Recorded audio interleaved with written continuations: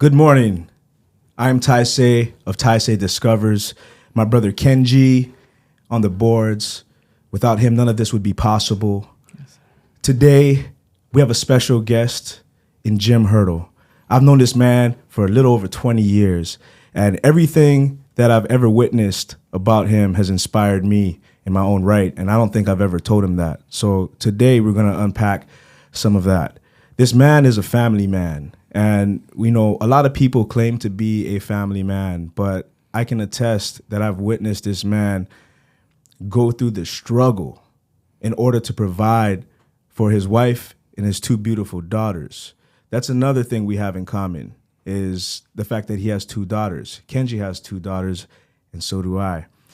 He's also a man of music. Music has been something close to my heart, as most of you know. But not only is this man about music, he creates music. This is the first time that I've had a producer, somebody that actually creates music, and this is organically. He's a very talented man. He's also a very hard worker that has put himself through multiple jobs concurrently, also schooling to get to where he's at. I really don't know too many people that grind as hard as this man. Jim Hurtle, aka Pro, welcome to Taisei Discovers. My brother. Hey, that was beautiful, man. Can we keep that rolling? We got some more of that? And he has a beautiful smile as well. No, but hey, welcome to the podcast, man. It's been a long time coming because, like I said, I've always admired you. And it's been kind of from far, you know what I mean? Because it's not like we call each other and hang out and update each other on each other's lives. But there's still a deep connection between us. Most definitely. And I would have to say it was because of our particular origins in hip hop, right? What you think about that? I mean, man, it's back in grassroots, Collar Patch Kids days. You know what I mean? Pro and K, Big Mox, the Ciphers, Tropics, Don Hoes. You know what I mean? Jazz Minds. The list goes on. For where we really kind of started to hone our craft, build our bonds, our friendships, our Ohana, you know what I mean? It came from a beautiful growing space, man. Where a lot of trial and error, a lot of growing pains, a lot of growth together, and man, just love for music, love for freestyling, love for just creating, man, from nothing. Yeah, that's absolutely right. So, the podcast is doing pretty well, and I've been taking it extremely serious. And I've been preparing a lot, researching guests, formulating questions, sending them on over, getting feedback on it. That's a certain type of podcast. This podcast is not that kind of podcast. This is more of a reunion of sort. For sure. And I feel like I want to catch up with you on camera in person. Yeah, man. Yeah. So how you feeling today, bro? Where you at? Today, man, I can't express enough how much gratitude I have in life, man, both good and bad. Luckily, life is in a good space now, man, but if it wasn't for a lot of the bad times and stuff, the character building times and situations, just trying to figure things out, I don't think I would be as appreciative of just the simpleness of being here. Present now, even now in this moment. It's a beautiful place to be. Yeah, I mean, to build back with you, have this conversation, to catch up. Other than that, the family's doing good. My girls are growing beautifully, extremely smart. So many attributes that are far greater than mine that I see just blossoming now. So I'm excited, man, for the future, to just be here, to be a dad, to provide, and just happy, man. Pro provides. Yes, sir. Always, man. Yes, sir. So, you did say good and the bad. Yeah. And I think that that's important to highlight that because you said you're in a very good season right now. Yes. But there were bad seasons. What did bad seasons look like for Jim? Bad seasons are very similar, man. I think that's why we empathize with each other, because we all go through the same things. I think through the later years of social media, now it's more transparent. Now we can actually see. Now we can actually voice our sorrows, our hardships, and we could see it in real time and be like, man, I'm not the only one. You know what I mean? Like we all go through the same things. You know what I mean? Whether it's just relationship problems or financial problems, being in the beautiful Hawaiʻi, where it's extremely expensive now, you know, to, my hardships and my trials are the same as anyone else's here. Particularly, there's not much of a difference, which I've found out in like my later years of being an adult, you know what I mean? And talking amongst friends or seeing things on social media and stuff, man. I think that's why it's important to be vocal about it. You know what I mean? Share the hard times with each other so that way, you know, you can find how relatable you are to so many people. And then you build each other up.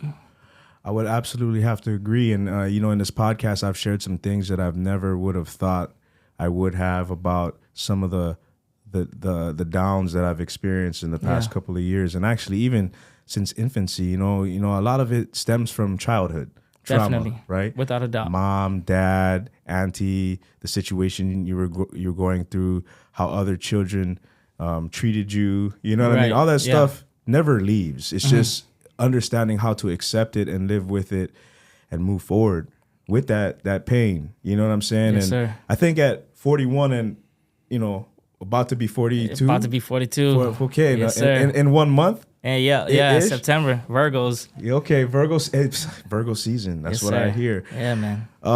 So, at 42 years old or 41 years old, about to be 42, is there anything that you ever regret?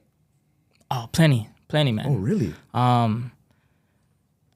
Not being present enough in my earlier days, especially when it comes to my kids when they were small. I feel like I missed out on a lot of important times. Half of it was just poor decision making. Half of it was me being very active in the music scene at the time, and just trying to go full on with it. And I think that was like one of my last big serious goals at music. And unfortunately, it was at the time when my daughters were small. So it left a lot of the workload on my lady Keeks. You know what I mean? Like, luckily she's superwoman. You know what I mean? Like I couldn't ask for a better partner or a better mother. But as for me, that's one of my regrets is just not being more present in those times. I guess maybe if something would have came out of it, and I would have been some big star or something, you know what I mean? Moved us out to California or something and like started like a career off of it, then I think it would have maybe made it a little bit more justice if possible. But because I feel like now my life is totally different, right? Like my career path and everything that I'm doing. Yeah, I still do music, but it's not to that extent that I was at the moment. So I feel because I didn't really attain what I set forth in that time, I feel like I missed out by missing time with my kids when they were small. Damn. So, normally when I ask people if they regretted anything, they don't really have an answer for it. It's like, no, it is what it is. I'm here where I am. Yeah. But the fact that you can articulate that and you know that, I want to say on my side that your children on the other side of the coin saw daddy's perseverance and efforts to try to do something that he believed in.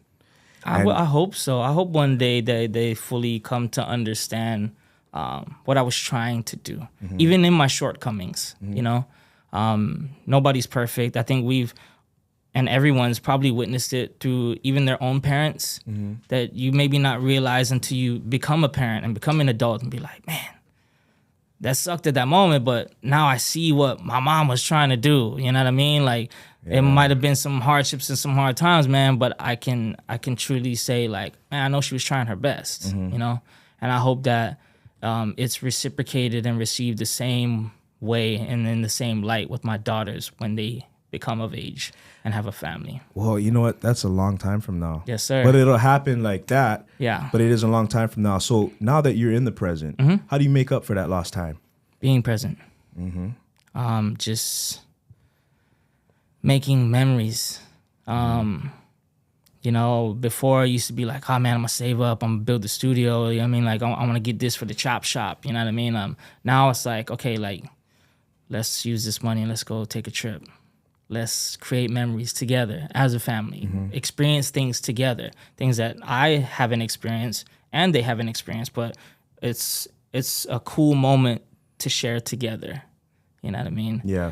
To have something brand new as a family and experience that. Bro, shout out to Keeks, because Yeah. she loves you, bro. Man, I owe her, bro. I am who I am because of her. You know what I mean? I wouldn't be who I am now if it wasn't having a strong partner. And in a world where there's so many broken relationships, you know, I experienced that as well. Yeah. No shade though. You know what I yeah, mean? yeah. Like it happened the way it happened, and I got a lot of respect for my ex. Yeah. She's an amazing woman. But in a world where it's the norm, the few that I do see dedicating their life to a partner, I look at from the outside and I'm like, yo, I want that. You know what I mean? I want somebody that makes me feel that. And I do want to bring up a milestone in my journey, and it includes you. That's what's up, Yeah. man. I didn't tell you about this. I'm intrigued, bro. I'm intrigued. I didn't tell you about this, man. And I also have footage of that moment. Oh, man. Yeah. Yes, sir. I got to find it, but it's going to come out on the pod. Yeah. But it was at the Tiara Whack concert. Oh, man. Brother, Tiara Whack, Whack World. That has been one of my muses in the past 8-9 years. Like, just her music. Incredible. She's so musical, bro. Yeah. And not a lot of people know about her, but as soon as they hear it, I don't even know if people can understand how great she is a lot of the time, because I try to share it. Yeah. They're like, okay, she cool, but no, she's a genius, Yeah, brother. creativity on another level, man. Yes, and her show was fire. Crazy. That's the last time I seen you, bro. Yeah. And you was the only family in there with your 2 kids. Yeah. Your 2 girls Yeah. were with you and your wife, and you were pretty much in the front row. At some point, you made it to the front row. Yeah. What changed my life, Jimmy, is watching the way that you and your wife interacted with each other. Yeah. Y'all smiling at each other, bro. Yeah, we always laughing, man. I can't be serious half the time. I'm always joking. I might seem serious to some, but man, I'm a fool, man. I always got jokes, man. But more than that, the fact that you got jokes and you're lighthearted and playful. Yeah. The fact that y'all could be out together like that and be smiling and laughing and actually enjoying each other, not bickering, that shit is rare. Because tell me how many brothers and sisters you know that can do that. Yeah. I mean, you don't have to say names, Right. literally, Yeah. you have to think. I totally get it. Yeah. You know what I'm saying? And Yeah. I think, relationships are ups and downs. It's just a part of it, right? Yeah. But if you can go out to a public place and enjoy yourself with your wife and your kids, especially in that setting at the Republic, watching a show, that's something special. It was so special for me when I looked at it and I seen your daughters like smiling and singing, and they had the biggest smiles on their faces. And you're gonna tell us why in a second. But I had to take a video of you, and I didn't know how I was going to use it. Yeah. But it's going to be perfect for a reel because people need to see that this is what I experienced, and it was a milestone for me in the fact that I was like, what do I have to do to get that? Oh, man. It's been, for our situation and relationship specifically, man, it's been an extreme amount of work. And continued work. I don't think the work ever ends. Okay. But for someone that you love, and if love is the core of your relationship, man, you're always gonna want to understand each other. Even in times where you don't, you might have miscommunications and things that you don't necessarily agree upon, but we can agree to disagree. And I love you, so I will try my best to understand you. I think we're at a beautiful space now because our daughters are a little older now. They're 10 and 12. So we can take them outside. We can pop out to a Tiara Whack show, you know what I mean? And bring them to see an artist that they love as well. And it's cool as a parent because I love that we share that we have love for our artists, and she just happened to come into town, and hey man, we're gonna pop out and we're gonna see her show. Reversing that to just me and Keeks now, it's a good space to be in, right? You go through the small diaper days and where parenthood is really a balancing act, right? To have them where now that they're a little bit more independent and they can, they think for themselves, they have their personalities, they're, finally finding themselves. It's more lax for us now. So we can enjoy these moments and we could just joke around and we can laugh and we could be like, hey, man, look at us. Look at our family now. Tell me your connection with Tiara Whack.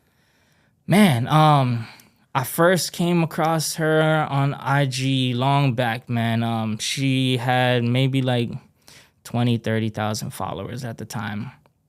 And I just thought I seen her first video in the nail shop one, and I was just like, this is crazy. Who is this? Like, and it gave me like big Missy Elliott vibes, and I was like, man, like the coloring, the just the showman, the versatility in her lyricism, you know what I mean? The type of beat selections and things like that. To me, it was just like, yo, this is off the wall, man. And it was crazy, and I was just like, she is so ridiculously smart, because at the time, Instagram just rolled out the 60-second video clips, right? And it was a new thing. And then that whole first album, Whack World, she made every song 1 minute, shot a video for every song, and was able to post it on social media. Mind blown. When I seen that, I was just like, yo, she is next level. This is crazy, right? And I would always play her stuff, always in the background, in the car, watching her videos. And I had a playlist on YouTube where it was just her Whack World videos, back to back, like a movie. Because they all went together, if you really watched it all. And I would record the girls singing and dancing. And I posted on IG, man, tag Tiara Whack. She responded and was like, hey, this is so cute. That's crazy. Can you send me the video? And I was like, yeah. Sent it to her. She ended up posting it on her Instagram story and stuff, man. And I remember telling the girls the next day, I was like, hey, guess what? I sent Tiara Whack your guys' video. And she was like, what? And I was like, yeah. And the girls were small at the time, man.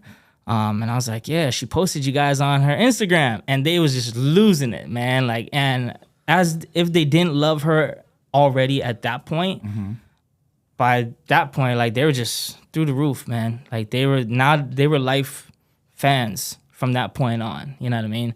And still to this day, they always listen to Tiara Whack. So then when I seen that she was coming into town, man, I No-brainer. had to take the girls out, man, and we was standing up in the front row, and she stopped mid-show and was like, are these some kids at my show? And I was like, yeah. She was like, is y'all mom and dad? And we was like, yeah. And she was like, oh, is it okay if I bring them up in the front? So like, man, the girls was like through the roof, man. That she just even acknowledged them again, you know what I mean? Yeah. Brought them all the way into the front just so they could have a clear view for the rest of the show, and just watch her kill it on stage, man. It's such a beautiful time. Damn, thank you for sharing that. You know, one thing that stood out in my mind is the effort that Daddy did in that situation.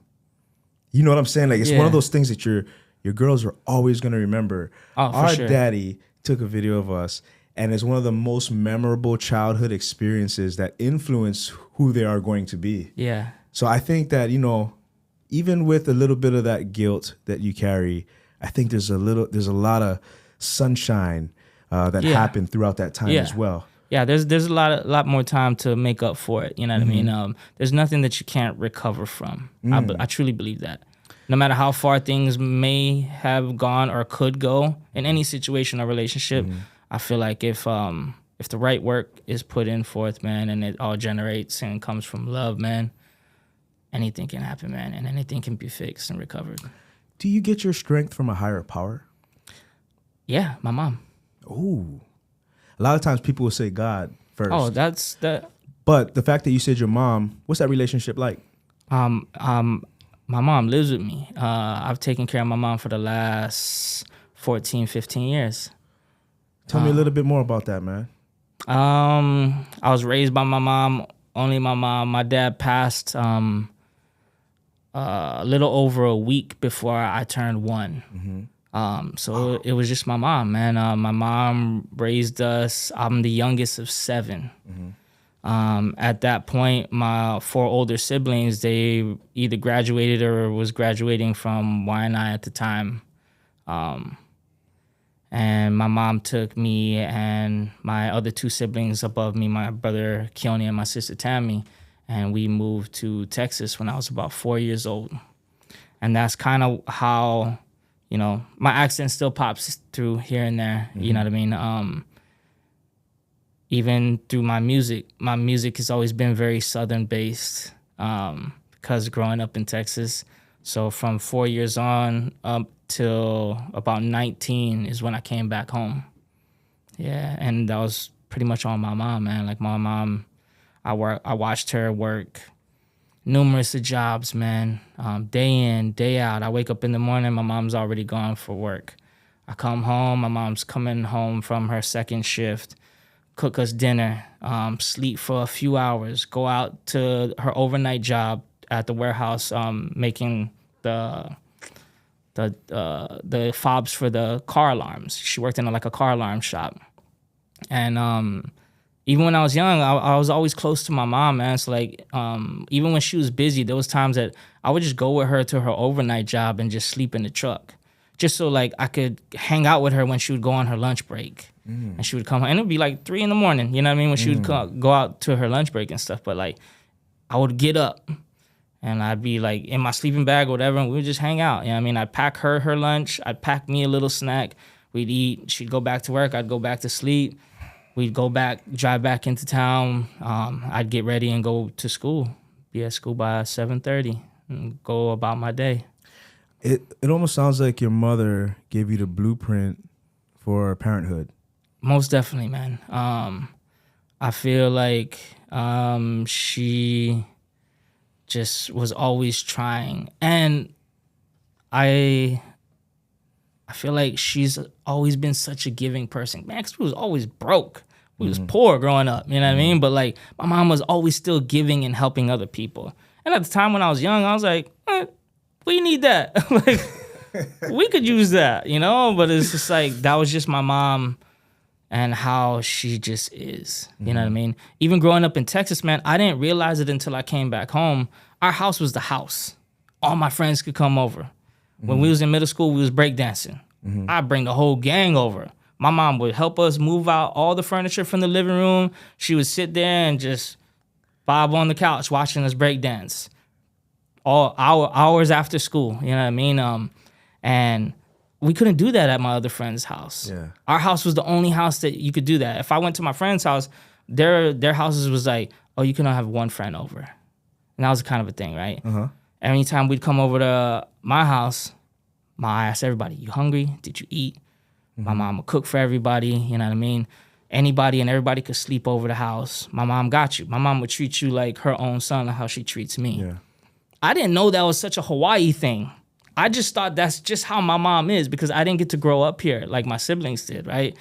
Only until I moved back home and I started to like gain friends and see the family local views and things like that and how families are or how they raise their kids. I was like, no wonder my mom is the way she is. My mom is just like, my mom is like the auntie, you know what I mean? To everybody.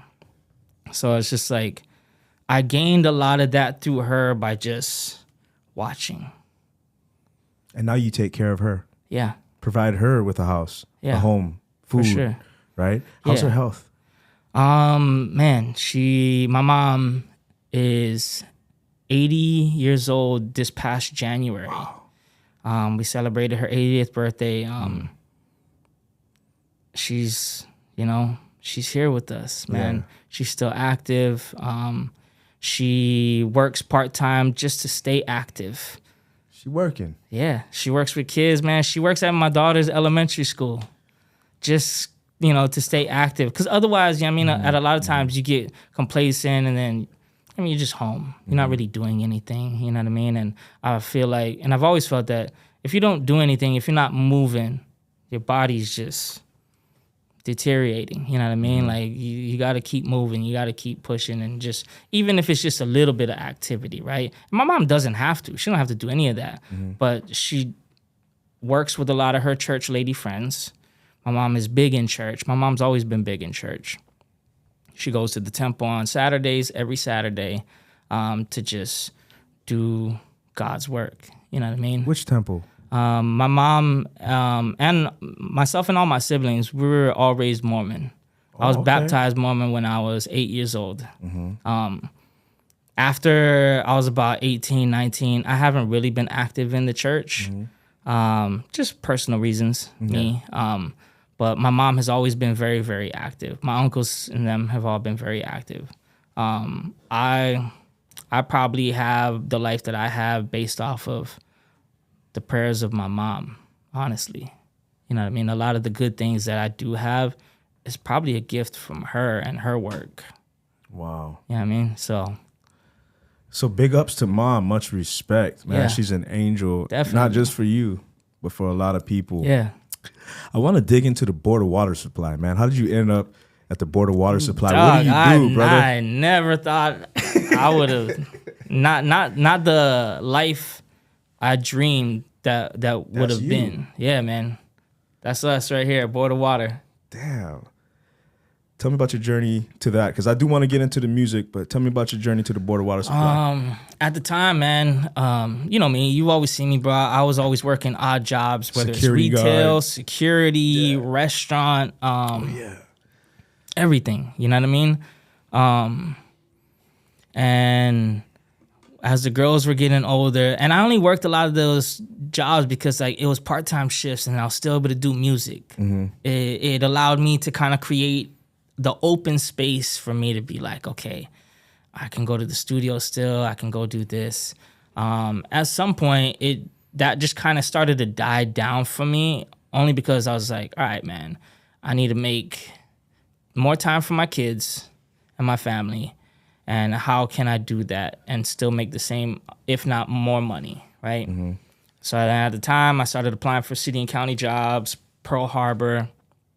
I was actually going for HPD at the time.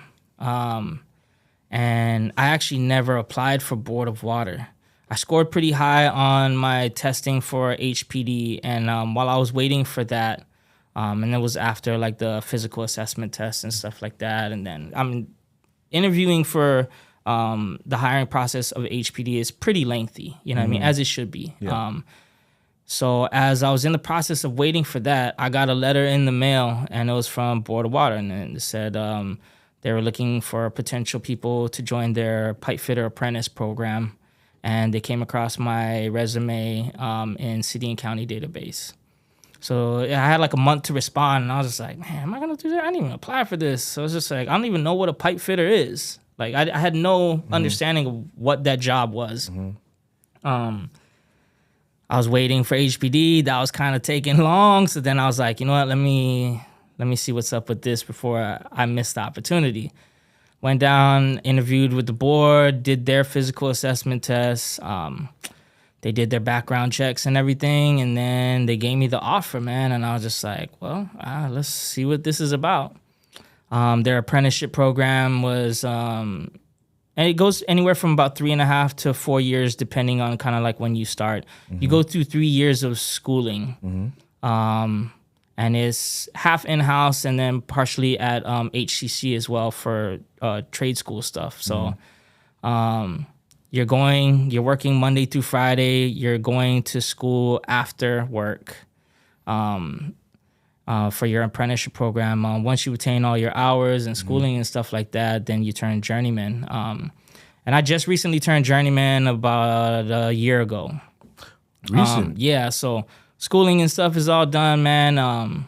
It's a great company, a city and county, great benefits. So you get the same benefits and things like that. Lifelong, man. For your family. I have the same schedule as my family. It's Monday through Friday. I go to work 7 to 3:30. There's lots of overtime. You don't have to work it, but there's potential to make money if you want. You know what I mean? But it allows me to get up, have the same schedule with them. We wake up, I pack their lunches, I get the family ready, I pack my stuff, I head out, they head out. We get home about the same time. We get to cook, share dinner, share our daily stories together, go to sleep at the same time, and have the same routines. We're off on the weekends. So on the weekends, I get to go see my girls at hula practice and volleyball, and I get to make up for those lost times, you know what I mean? Having the same schedule, man. So, like, not only is it a good job and a career, but it gives me a life with my family as well, and still being able to provide. So that's why I say, man, life is in a good space for me right now. My God, that literally brings tears to my eyes because it makes me so happy, man. I admire you. And I would say that absolutely, I would say your mother's prayers and the type of person and the blueprint she gave you, yeah, that's part of it. But I think that it's a lot about the choices that you've made. Definitely. You know what I'm saying? Yeah. You didn't just influence it or manifest it. You just made it happen because you saw the vision. I need more quality time and to be more present. But and then you also took the chance at doing something that you didn't think you'd be wanting to do. And I actually really enjoy my job, man. Like, I never, going into it, I was just like, man, I don't know what it is. And now it's at the point where it's like, I enjoy going to work. I enjoy the work that we do. I know it has purpose, you know what I mean? Just to have a job of purpose, you know what I mean? Everybody needs water. Right? Everybody. Absolutely. You can't survive without it. You know what I mean? Water. So to be on the working hand of it and making sure that people have that is also a good thing. You know what I mean? That's also a first world luxury. Yeah. To have clean water Definitely. and drinkable water out of our faucet. For sure. That's ridiculous. For sure. And I think a lot of people don't really fully understand how fortunate we are. Yeah, until there's a water main break and we got to shut the water off while we fix it, because then people are like, hey, man, where's my water? You know what I mean? Like, which I totally get, but a lot of times you don't realize how much of a necessity things are until it's taken away, even temporarily. You know what I mean? Yeah. Yeah. Damn. Okay, well, it's time for music.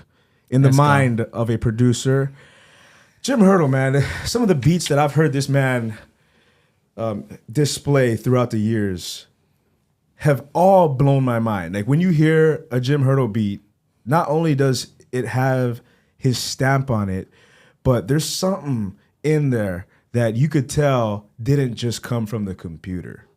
Okay? It came from the soul. And we're going to display a couple of beats, but I also just kind of want to talk to you a little bit about, you know, how you got into music and your why. I've always been a fan of music ever since I was small, man. I would listen to the radio. I would take old cassette tapes and record the top 5 songs at 9 o'clock, you know what I mean? Just so I could have them to listen to. I grew up dancing, break dancing. I mean, music was just heavily in my life. In high school, I started to get in trouble here and there. I got put in an alternative school, an alternative class, and the guys in there was a bunch of guys that would rap in there. Like, we couldn't really talk, right? But like, they would take a piece of paper, and we're all separated in cubicles. They would write like some diss bars, crumble it up, and throw it over. If it landed in your cubicle, you got to respond. And that's how I learned how to like turn comedy into punchlines. Wow. And to like make diss bars, you know what I mean? And this stems back from your mama jokes times, you know what I mean? And we come from that era, right? Like, so we knew what roasting was, you know what I mean? Before it was actually coined. Yes. So that kind of sparked it. A year later, after I got out of alternative school and I was able to go back to like regular school, man, the high school that I went to was real active, man. So like, they would bring my boy Big Mike. He'd bring his boombox. He'd bring his big old VHS cassette tape camcorder, and we would have ciphers, bro. Like, we'd play beats, and like these ciphers would be like 50, 60 deep, man. Like it'd be crowds, you know what I mean? So like people would rap, and if you was whack, they'd let you know. So like when at that time, like I got my start when I was in alternative class. When I came out, then it started to help me build confidence to step in these ciphers, right? Like I would write and I'd be like, man, let me make sure this is good because I'm not trying to get roasted, you know what I mean? So like that helped to build the confidence, and that's kind of like where it started. Once I came back home here, I didn't really have friends or people to really hang out in the beginning, right? So like since I had not much to do, I would just go to like a computer place where I can download instrumentals from LimeWire, burn them on a CD. I'd go back to my place and just listen to beats and then just write. Then I started to figure out, okay, this is what 16 bars is. This is how you write a bridge. This is how you write a hook. And that kind of just started from there. Once I started to really like gain my rap stuff, I linked up with different producers in different studios, making my first few tracks. I finally met my mentor, D-Kind. Super dope producer, man. Made numerous amounts of tracks with me, but he took time with me, man. Everything that he was doing, because he seen that I was intrigued, I was like, man, how are you structuring that? Like, what is this? First off, it's a DAW program. It's a digital audio workstation.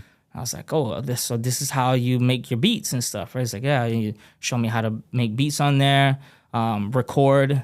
Once I started to get familiarized with that, then he showed me techniques on mixing and mastering and stuff like that. And he gave me the foundation of who I am now. And then me taking my creative vision and ideas and trial and error and starting to figure things out, that's kind of how this all came about.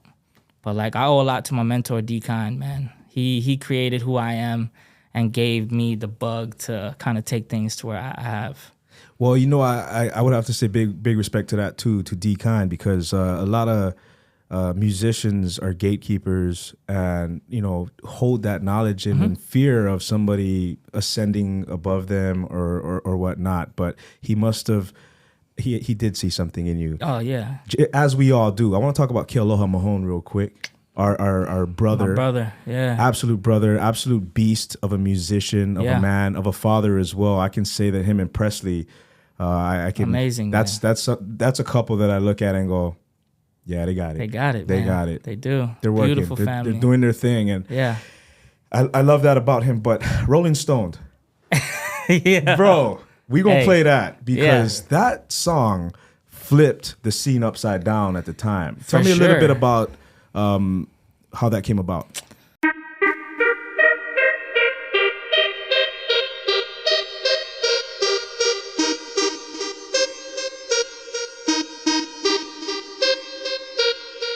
Hand on the wheel, honey on the side. She breaking down the tree, so when we rolling up, we high. Like a rolling stone, like a rolling stone. Like a rolling stone, like a rolling stone.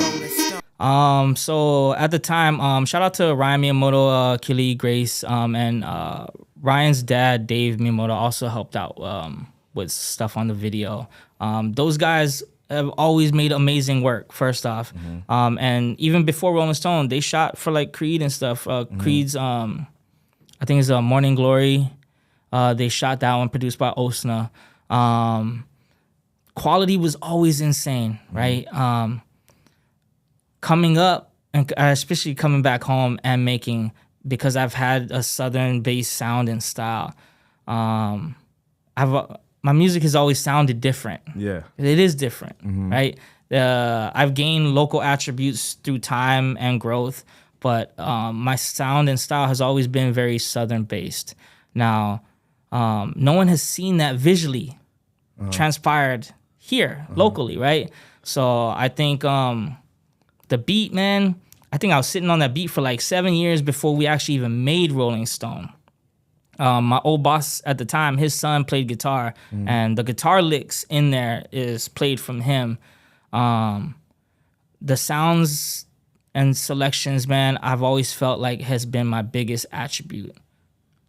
I've always been very particular on what sounds I'm gonna use. I feel like when you listen to my music or listen to my beats, everything sounds purposeful. Nothing sticks out. Nothing sounds odd. Everything meshes very well, but it's also very big sounding. Big drums, big bounce, big melody. You know what I mean? Like I always wanted my sound and the things that I create to sound powerful. And I think that's just always what it stemmed from, even when we were making just fun music. K hit me up, man. Back at that time, it was him, Ja, and Mox. Yep. They were killing the scene, man, really killing the scene. And back then, it was me and Germ. Germ, me and him grew up in Texas and stuff, man. Once I came back home and got situated here, Germ was my best friend, you know what I mean? I had him come out over here, and we were just terrorizing the scene as soon as we came back, man. Very Southern Texas sound, right? So we would go out to Don Ho's and Clark Grip H. He was the first artist I ended up linking up with, man. He introduced me to Bones, which got me into Tropics and Don Ho shows and stuff like that. Shango and all them, man. I Deliver. Ill Phil was doing a lot of the DJ work and stuff for them back then. And that put me in the right spots, man. And then I remember I would watch K and Mox just kill it, man. And then I used that for a reference point for me. I was just like, okay, this is who I got to go at because these are the top dogs. These are the guys killing it. And that's where I wanted to be at. So then I remember I came out and I had this track called My 808 Shit. And it was just heavy 808 drums, real trappy. And I had only 2 verses on it. I had the hook. I had my 2 verses. I remember me and Jerm went. We rocked the show. We killed it at Trops, man. But then I remember I asked Bones, I said, let me go on before Prolific Unknowns. And he was like, you sure you want to do that? And I was like, yeah, just put me on before them. He was like, okay.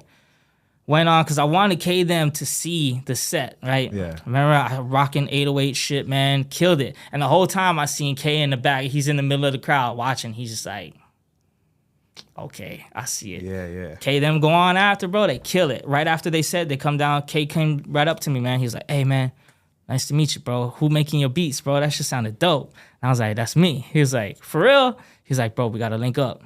From then on, man, me and K was just like inseparable, man. He came over like the next day. He's like, hey, let me hear that track you was rocking, man, last night. Playing my 808 shit. He's like, hey, bro, I got a verse like this, man. You know, K got verses on deck. And even if he ain't got one, he'll freestyle one right there. Yeah. K came in, bro, spit like 2 crazy verses for my 808 shit. And I was like, yo, let's record that. From then on, man, I would show him beats. I showed him Rolling Stone, and he was like, bro, this crazy, man. And he was like, what you got to it? I was like, I ain't got nothing, man. I was like, I've been sitting on this beat for a minute. I just didn't know what to do with it. Like, I knew it was going to be crazy. And literally, start playing the beat. Yo, it starts going in. K's like, hey, yo, man, something like this. Like, hand on the wheel, honey on the side. I was just like, wait, yo, hey, record this. Yeah. Let's record this right now. K went in, laid the hook, bro. And then I was just like, so what's next? He's like, I think I got a verse, bro. It's like, boom. Rock a verse. I was like, okay, bet, let me start writing. Now I know like where this is going. Boom, I write. K writes another verse, man. We knock it out, and me and K, we in my little living room, man. We just geeked. You know what I mean? We just geeked out. We just like, bro, this is crazy, man. He was just like, dog, we got to do this big, man. We got to do this proper, bro. Like this sound crazy. I'm gonna hit up my guys. We're gonna get a video shot to this, all of this, bro. And I'm like, bet. And I'm working at Journey shoe store at the same time, right? And I remember K hit me up. He was like, hey, bro, I got these videographers. They're gonna do it, bro. Like, they shoot crazy. And I didn't even know of all the work they had before that. Went in, locked it in, bro. Shot the video, did a video premiere party, everything, man. And like how the scene received it was just like, man, we on to something, bro. We on to something. Kenji, have you seen that video? Hell yeah, I've seen that video, dog. I was in Japan when that came out. Okay. Yeah. Was it 12? Somewhere around there. So I think we dropped the song in like 2012. I think the video came out like 2012, 2013. See, I remember seeing it in Japan, being like, holy shit, I never seen anything like it. Yeah, man. I mean, everything, the visuals, Like beat, we the had bars. fun making it, Bro. man. I remember when then Ryan them gave us like the trailer. I was just like, yo, this is what we missing, dog. I was like, yo, this looks crazy. And like Information sponsored it. They had like the 3D logo in the beginning of the video of the Inform. Bro, like just all of that, like it was just next level, man. A synergetic project that inspired me at the time to write, because I was like, bro, I gotta get my pen game up. And then Kenji's in Japan and he's doing video, and look at where he's at now. Yeah. And that was a part of all of our journeys. Yeah, you know what I'm man. saying? Like, fuck, we're gonna play that too, because that needs to be revisited. It got to a point where like I would be out, man. People like, hey man, you the dude from Rolling Stone, right? You the Chinese dude. I was like, man, I'm only like 5% Chinese, but yeah, that's me, man. Shit, Kenji, you got a question for Jim before we get into this music? Quick one, because the board water supply thing. There's a quick one. Maybe it's a throwaway, but I just heard randomly a fact that if Hawaii, let's say the shipping lanes stopped and all that, something happens, this recent tsunami scare or whatever. Yeah, we have about 3 days worth of resources. But specifically speaking, what about the water situation, our water resilience? What's that look like for people on Hawaii? I mean, I don't know all the factual bases, but I mean, I know Hawaii has one of the cleanest waters in the world, next to like New Zealand and stuff like that. They probably have like one of the more cleanest. But Hawaii's water is one of the cleanest. We have all the natural aquifers, right? Right. Through the lava rocks and things like that. So like, we have, open reservoir. We don't have the desalination plants as much anymore, but I feel like if things were to get drastic, that might be another option where they would kind of take things. But I feel like for the most part, we'd probably be a little bit better off water-wise than some other places. And we get rain depending on the year. Yeah, and all that. for sure. Okay, and then the other one is a bit selfish, right?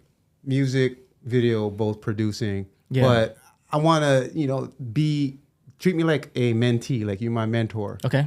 I have a background in video. Half of video, half of the impact, half of the emotion comes from audio. Right. Dialogue, not just music, but dialogue, sound effects, all of this, right? Sound design. So could you just give me some gems? You know what I mean? You don't have to be, it can be as deep as you want, but give me some gems as a person with a video background who's taking this opportunity to ask someone with a sound background to keep in my belt as I go forward with my creative projects that involve sound as a main tool for emotion. Yeah. I think it's, well, for me specifically, because I come from the audio background, like sounds for me evoke emotion, right? When I hear certain chords or I hear a certain instrument or something like that, I can almost instantly visually see it in my head. Man, this sounds like it would be this kind of a vibe, right? And I feel like it's very similar with video, right? Because the DAW programs and the video programs are exactly the same.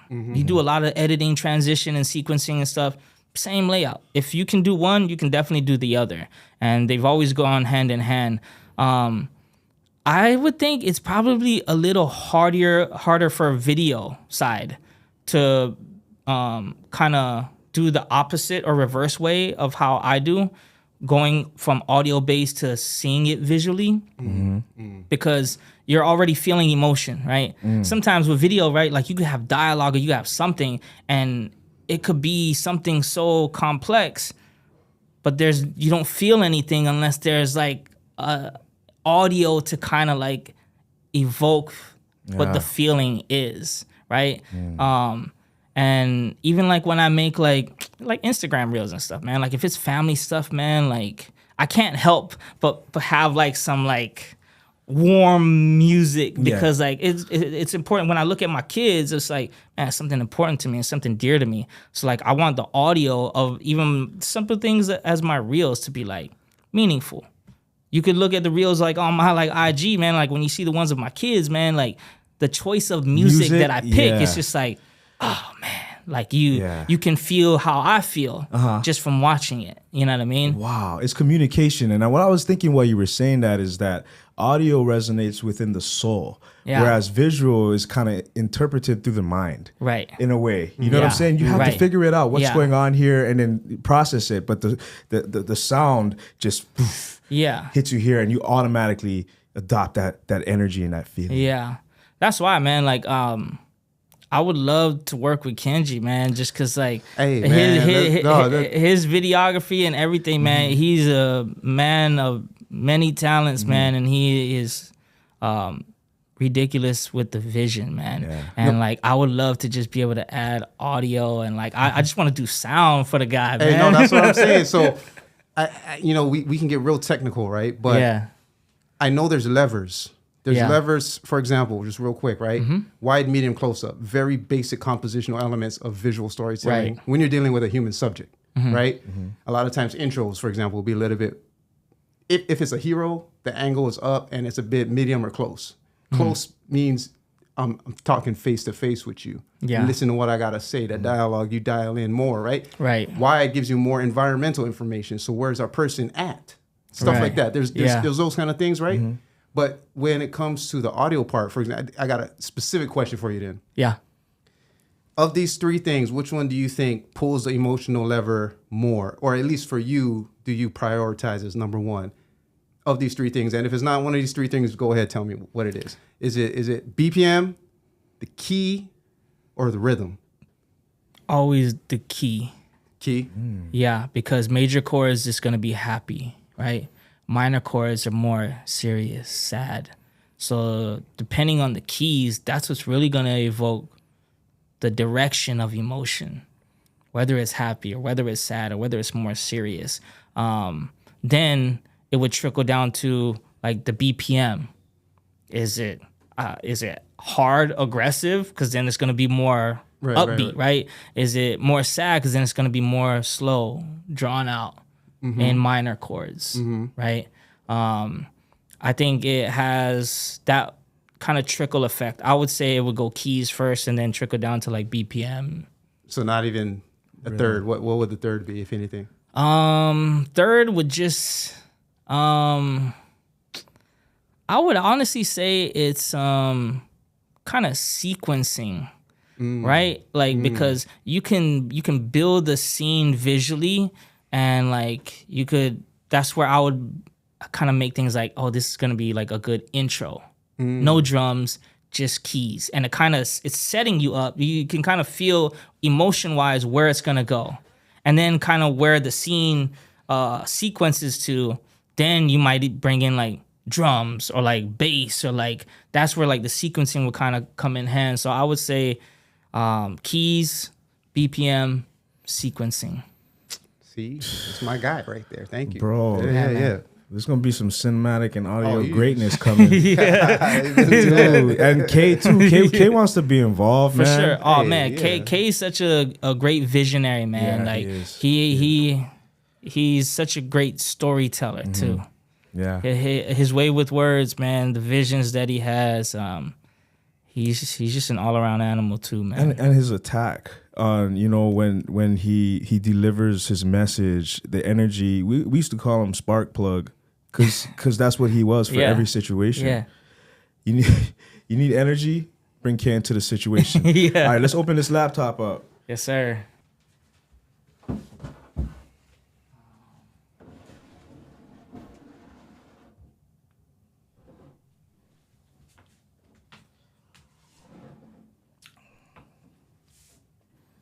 So this is the beat. We'll talk about it on the stuff too. But this is the beat that I cooked up yesterday.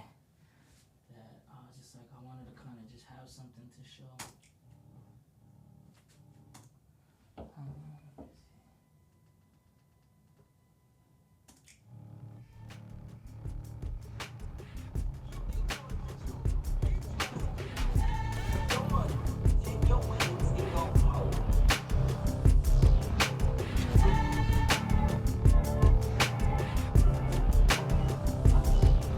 I think it's time for the shades, bro. Yeah.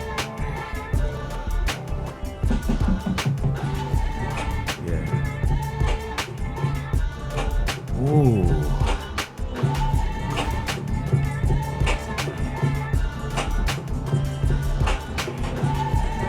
Wow.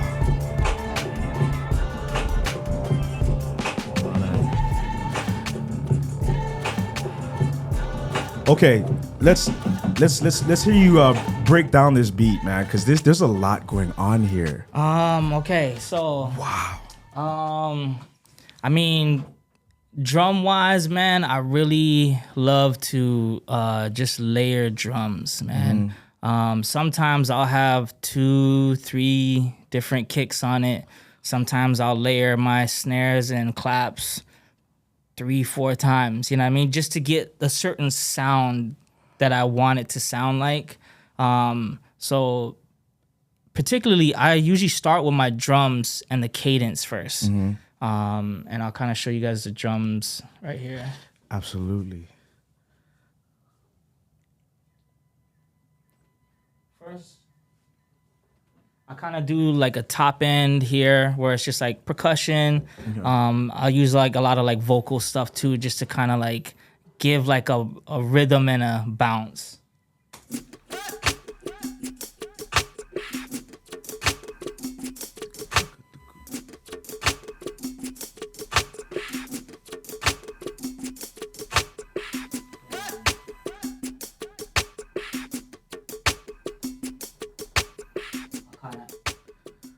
I'll add in kind of like some filler drums just to kind of get the basis of it.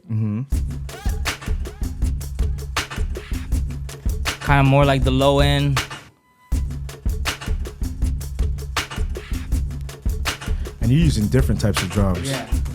And then I'll go on from there, and then I'll tuck away those for now. I'll just use something. This is like the more like bop, head knock, right? I'll take that. We add all three together. Very full, heavy sounding drums. Rhythm, cadence. You can kind of already see where it's going from there. And then from that, man, like if my drums are solid, then I'm just like, okay, melody wise, the extras, you don't need too much. Wow. You know, when people think of drums, bro, it's not just hi-hat, snare, bro. Like you made music with just drums alone. Yeah, like honestly, like a lot of times, like I'll play people with drums, like, hey man, that's all I need. Like, oh, I got more though, and then it's like, man, this sounds crazy already, man. Like the drums alone sounds crazy, bro. And you know what? Let's try to ride that, man. Let's try to just fuck around off the drums. Yeah, let's go. And like normally, like when I'm freestyling and stuff, you know, it's just sometimes it doesn't make sense. It doesn't matter. It's just how you ride the beat and how you rock it, Rockefeller. That's just how we do it. I gotta be at home like Cinderella. Rock a beat, I write like a Rottweiler. That's me, Tai say. Yo, drop it, another high miler. Yeah. Yeah, high milers taking up the top notch. Yeah, we riding down the block and we getting top guap. And the head knock banging from the beat drop. Cause we swinging on the lows. It's the four foes, deuce foe. Y'all already know around the globe. Cause we travel in the globe like Jam Tai say, riding off faith like I'm AI. Posted like I'm 5'8", yes. 5'8" beast, he the 6'2", coming out the west and out the east. I'm about to break another piece off this shit. He a monster, who like grenade launcher. Warm it up like some leftover lasagna. Ask my mama, she was dope since the day that I was born. Tally on that microphone, he like an eagle when he soar. Eagle when he soar. Yeah. Eagle when he saw back riding, I'm flying down the mileage, and we came up on the block, and we always never violent. It's the crew, man, truce, man. Y'all know what it do, man. Chunking up the deuce, man. Rapping for the crew, like it do. And I tell you what it do. It's Tally, see me on your 6 o'clock news. High rap microphones, and I'm always breaking rules. Yeah, see me as I bite, and I tear with K9 tooth, like poof. Oof, all up in the booth, roof, burning down. every single roof. Man, the two, man, I'm banging with the two. Y'all know better rule, man, came off the rules like this, like that, I'm in my habitat. I was born to rap, you could call the doctor, dispatch somebody, call me and you lift me up, beat me up, Scotty. I grab this beat and this beat is getting body, lottie dotty, got them off in body bags, toe tags, y'all already know they ain't throwing rags, no gang shit, this Ohana in the block, man, I came up on the spot and we throwing up the shocker to them boys, man, rocking off them noise, yeah, y'all know that they came up down the block and pulling toys, that's the Yoda, and came up on the block and like I'm Tony Matola, Hola, the OG road gangster, and you know her. I know her, an ordinary poet. And who the fuck you wanna sit down next to, wanna grow with, throw with it. Ha, that's my girl, I'm about to throw this pitch. Fastball, that Randy Johnson type shit, no alcohol. Hey, ain't no substance abuse going on in this morning. Yeah, what you trying to do is all these raps ain't never boring, man. It's like that 90s shit, Heineken, that's what I be doing. They need to smoke to get high again. Yeah, and we out here looking fly again, flyer than a pelican. Y'all already know, man, I came up blow the spot and we holding down. Y'all already know we rolling round. It's the slow motion better than no motion, baby. You know that we out here steady going global, baby. It's Tai say gon' discover, man, I came up from the block and I'm still here with my brother, like damn boy. That's what's up. That's what's up, man. So hey, that's a little back and forth. You know, that's how we warm up and stuff. Let's hit another beat, man. That one you was playing earlier was fire, but I mean anything, man. I got you, bro. Damn, bro. We gonna make this a thing. We rapped once in the studio with my boy Joe Albanez. You know Joe? Leo Malaya. Yeah. He does the tattoos and stuff. That was the first time we rapped on here, but I feel like from now on, like every time we got somebody with chops, it's fun, man. For sure, man. For sure. Let it out. We started syncing up.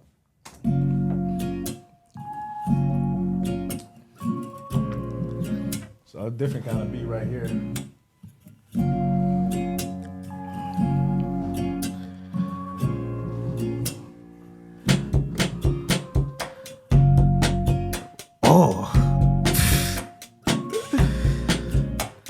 I came up and they fell down.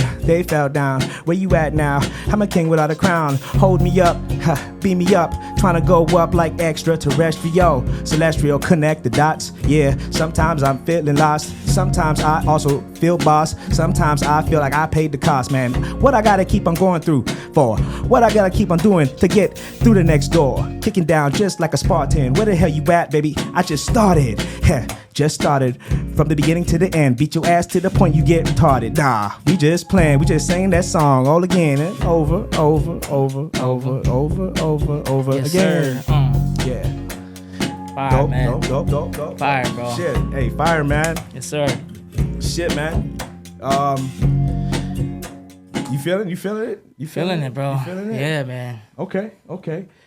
Well, that was dope as fuck. Likewise, brother. Got it in. Well, let's do a little outro. Thank you, man.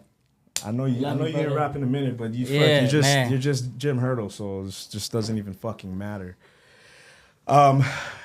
Okay. So, damn. No substances. All vibes, all feels with Mr. Jim Hurtle. A wonderful man that shared a lot of his personal insights through his journey, a journey that is not even close to being finished. I just really want to say thank you for spending time with us, sharing some of your musical ability, sharing your family life, and then especially your mom really stood out to me as well. So I gotta say thank you, Mom. Thank you to Keeks, your wife. She's such a strong woman as well. But you, man, like I said, the choices that you've been making are the reason where you at, man. You got anything left to say? Man, be good, do good, get good, man. Yeah. Honestly, if everybody just strives to just be a good person, man, you'd be surprised on what comes your way, man. What the universe attracts, it's only gonna be from what you give. So, do good. Be good, get good, man. And there you have it. Jim Hurtle, a.k.a. Pro. Thank you very much, brother. Love you, bro. Love you too. Thank you so much for watching this interview. If anything in this video made you feel something, please share this video with someone you think would feel the same way. This channel is a product of two brothers born and raised in Hawaii, using our skills, our story, and our growing network to unleash our creativity. For us, being creative isn't optional. It's a duty. We've got some incredible interviews and creative projects coming up, so be sure to subscribe so you don't miss what's coming next. Thank you so much for your support. It means the world to us. Hope to see you in the next one.